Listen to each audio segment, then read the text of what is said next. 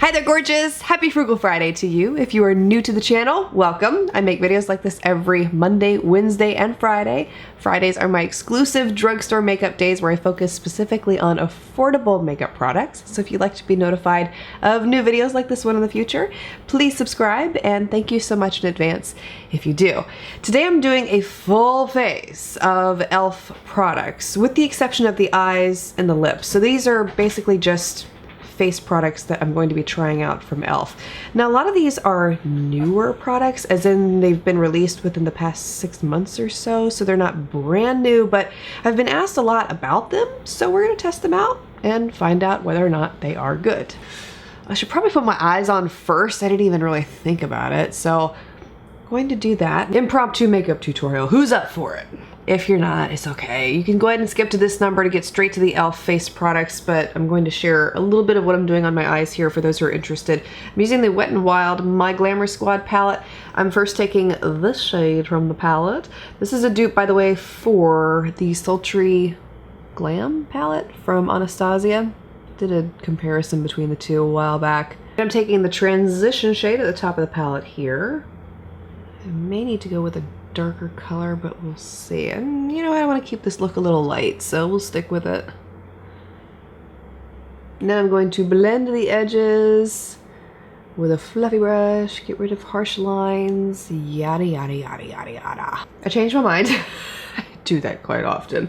I want to bring this look into a little bit more dramatic atmosphere, so I'm going to take the black from this palette using my MAC 239 brush, and I'm only taking a small amount at first because this is super pigmented. I'm going to apply it to the outer third of the lid.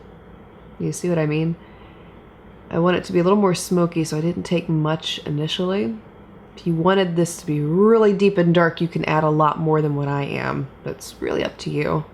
And then I didn't want to take the black into the outer V, so I'm going to take the deepest brown at the bottom of the palette instead, and using a Sigma E25 brush, I'm going to use that to blend the edges of the black up into the crease color and add a little bit more definition right there.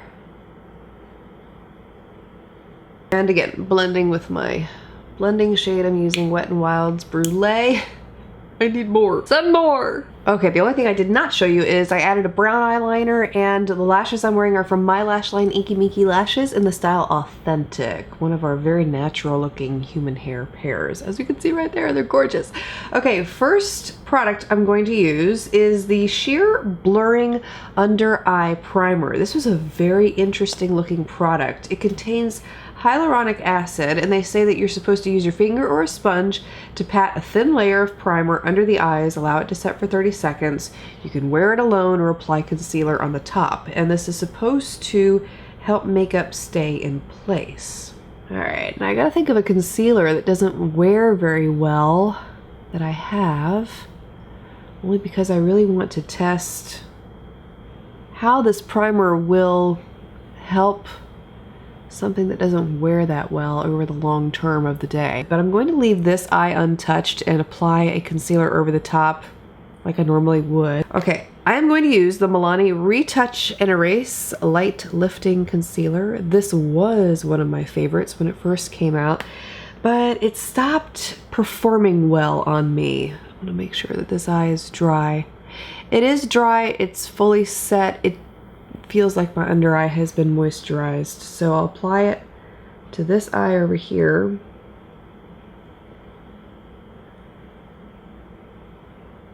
Same thing over here. We'll go ahead and blend. I didn't think this through, so I'll use 2 fingers. Why not?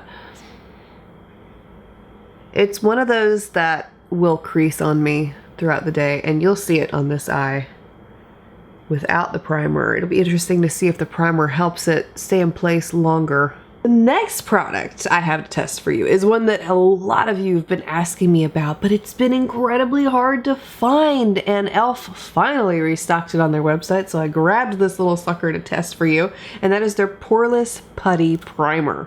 So they say for this one, you're supposed to apply this to the skin prior to makeup application, allow to set for 30 seconds before applying foundation. Very similar to the under eye primer. They say that it has squalene, however you want to say that, to help moisturize and grip makeup for all day wear. The velvety texture glides over the skin, smoothing over imperfections for a poreless effect.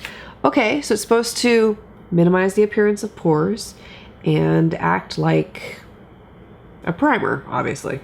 Now, just like I did with the under eye primer, I'm only going to apply this to one half of my face because I want to see what the side without it will look like. So, okay, very similar to the under eye primer I just applied. I'm going to tap it into the skin. Okay, now that primer has had some time to sink into the skin, and it's very similar to how the under eye area felt. Feels moisturized, it does not feel sticky. And the foundation I'm going to use today to test over the top of this is my CoverGirl Clean Foundation, which is on its last leg. We got enough for this face, yes. Just enough. So again, nothing on this side of my face, no primers, just the concealer and the foundation so you can see how they will compare to the side with the primers. I'm really interested to see how these will wear throughout the day. I also got this matte setting powder to try, right? Well, I think I made a mistake. When I ordered this, I could have sworn I got the lightest shade, but no. I got medium, and they may have sent me the wrong one. I haven't exactly looked at my order to confirm it, but you know what? We're gonna use it anyway. I'm just going to test it to see the consistency, the quality, the lasting power, etc. So if it's a little dark, you'll have to forgive me. Do we care? No, there's no shame in this game. I don't care. They say that this is an ultra fine, weightless setting powder that gives a soft blur matte finish, and it's supposed to help extend the foundation wear. It's formulated to help smooth the appearance of fine lines, blur imperfections, and give you a matte appearance. I'm going to press the powder in under the eyes first. Oh, by the way, I can't tell you if anything smells. I got pregnancy congestion, so my nose is all stuffed up. It's like I got over that cold. At least I think it was a cold. I don't know what it was. And then I was like, oh, well, yeah, okay. My nose is not going to clear up because it's just part of being pregnant. This happens to me in every single pregnancy. I always get stuffed up in the beginning. This is medium, and it looks a little yellow, honestly. It's not too bad. I say that now, and then I'm going to step outside later and be like, whoa. I do feel like it did a really beautiful job of setting the face and blurring the skin. I mean, it does look beautiful in the final application. Next two products I'm testing out here are primer infused. So the first one is this bronzer in the shade Forever Sun-Kissed. It basically is a primer powder that helps to adhere longer to the skin. And we'll see how that does. Blend, blend, blend, blend. Great level of color payoff here with this one.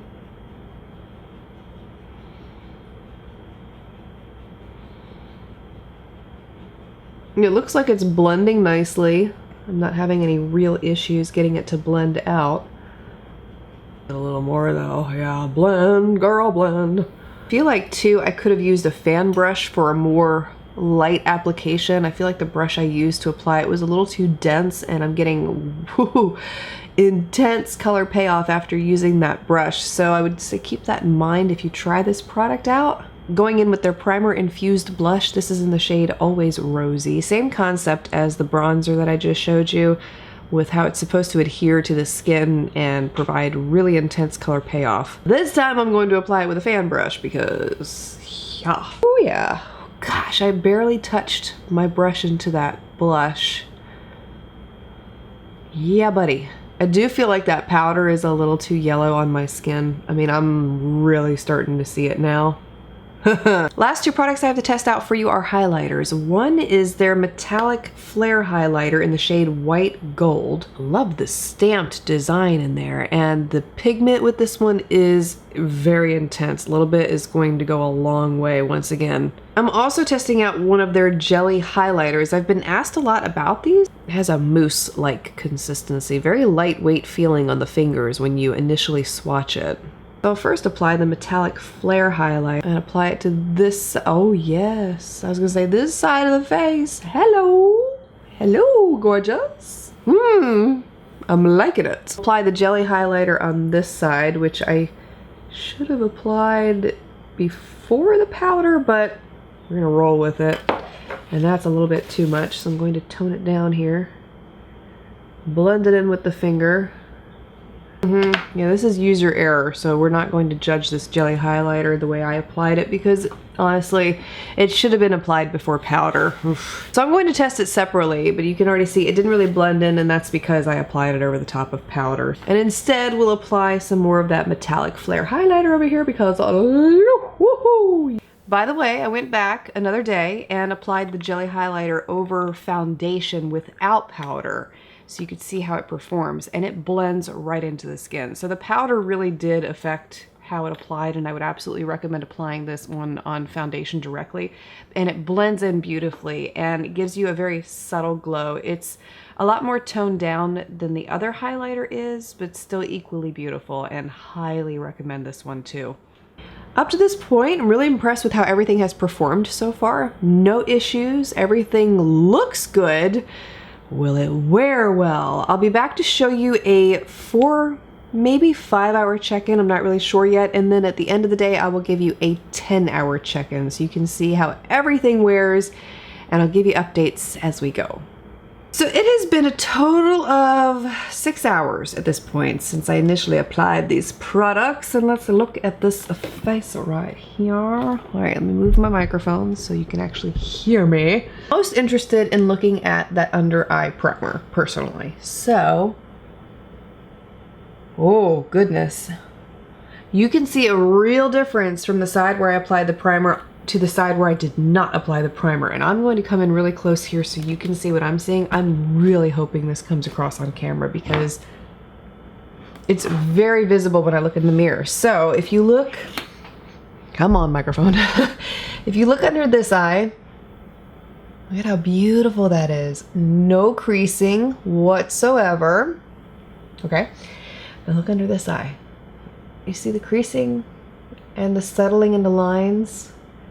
And I applied them the exact same way between both under eye areas, but there is a significant difference from how it looks over there to over here. So that is really good to see. I'm happy to see that. As far as the face goes, I'm focusing mainly right in this area, and I'm not really detecting a huge difference, honestly, between the two sides. It actually looks like both sides are starting to have a little bit of shine breakthrough at this point, and maybe you can see what I'm seeing. Now the highlighter is right here and up, so I'm trying not to trying not to look at that, but yeah. I'll be back in about, let's see, 4 or 5 hours from now, and I'll give you the final end of the day check-in. We're about to put little boys to bed. We already have one little person in bed for the night. So it's been close to 10 hours at this point that I've been wearing this face all day. No true difference from when I did the last check-in, to be honest with you. It's been a few hours since then, and everything still looks the same pretty much. I'm focusing specifically on the primer on this side, and this side looks exactly the same, and it definitely is more dewy over here. It's kind of dewy over here too, but I feel like it's a lot more dewy over here. Do you see what I'm saying? So I don't feel like the putty primer held up as well as it should have based on how many wonderful things I've heard about it online. So I'm a little disappointed in that personally, but I have to tell you, on the flip side, oh my gosh, that under eye primer is amazing stuff. And this side didn't crease much more from when I last showed it to you. If you look real closely, you can see the creasing still underneath my eye. It's still there. But again, if you look over here, no creasing whatsoever. I mean, that's amazing. The powder, while I don't feel like it was a color match for me, that's not something that I would feel confident wearing in the future. And I'm actually going to go back and see if they may have sent me the wrong color accidentally. I do feel like it performed extremely well on the skin. And up here, it should be a lot more shiny than what you're seeing. So it actually looks very good for 10 hours of wear.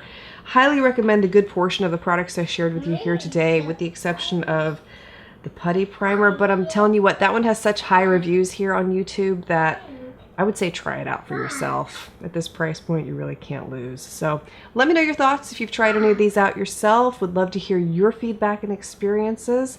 Thank you so much for taking the time to watch. I want to wish you a wonderful weekend ahead and I look forward to seeing you again on Monday.